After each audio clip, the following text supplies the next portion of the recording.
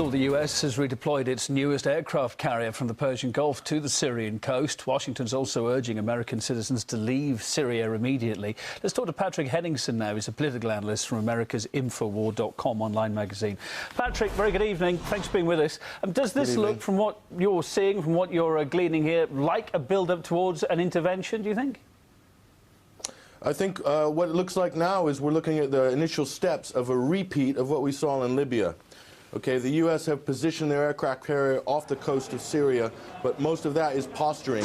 The U.S. cannot go in unilaterally in a military fashion, and because the other coalition of countries, or what I call the Axis power countries, which are the U.S., Britain, France, and Israel, are acting in consort and supplying the rebels in Syria, who aren't all from Syria, okay? The Free Syrian Army is just over the Syrian border in Turkey. Recent reports from the Telegraph and other major newspapers have cited this force at 15,000 strong, okay? This is in direct violation of international law. The Western powers cannot back a rebel military force working against the government in Syria, which is a legitimate government. Well, we'll come to the legality of that in just a sec, but, I mean, we're talking about the US, France, Britain. They've all just completed a very costly military mission in Libya. They're struggling to solve some big financial problems at home, of course. Do you think they really can get involved in another intervention?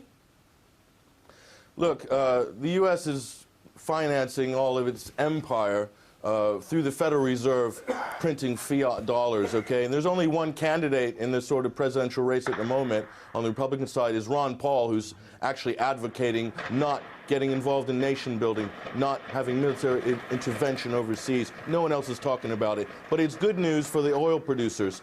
This air of instability, Iran, Syria, and so forth, is going to mean that if there is any kind of military war or anything like that, it's going to raise oil prices immediately. So this is a cash cow for the major OPEC countries like Saudi Arabia, and also companies like Exxon and Phillips and SoCal and people like that. But if this does all kick off, let's talk about the legality of it. As you touched on just now, Russia and China say they're vehemently opposed to meddling in Syrian affairs. They're vowing to block any resolution at the UN.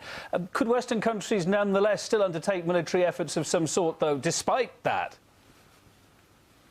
Well, funny enough, Russia has just supplied, reports are that Russia has just supplied Syria with the S-300 anti-aircraft missile batteries. This is the most advanced radar system and anti-aircraft system. So if the Western powers think that they're going to get away with a no-fly zone in Syria, this is a very different prospect than Libya. This will be the first time in Syria, and also if you look forward with Iran, that the West actually is engaging a country that has the ability to fight back.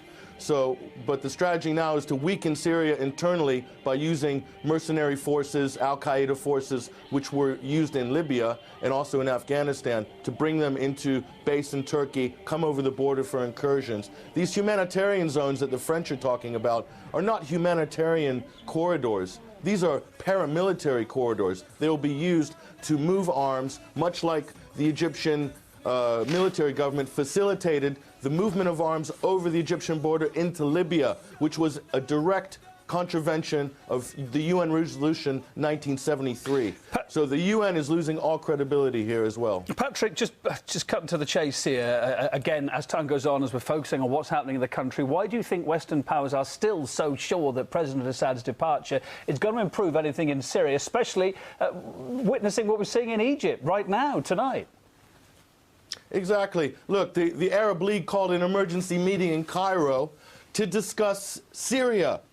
Meanwhile, real reformers, genuine Egyptian citizens, are getting their heads cracked open by the military police in Egypt, which is U.S.-backed. So the Arab Spring is a joke for the people of Egypt. And if you want any indication as to what Syria might look like after the West is done with their proxy wars, using their proxy rebels, and maybe a bombing campaign, look at Libya.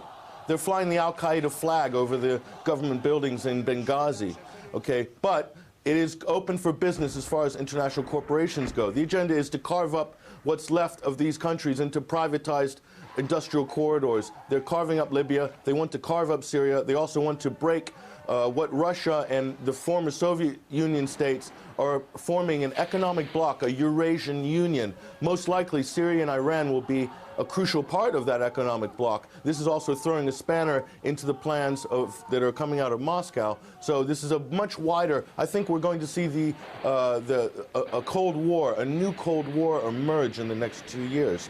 And we are seeing the initial steps of that new Cold War right now. Patrick Henningsen, political analyst for AmericasInfowar.com online magazine. Thanks for your thoughts.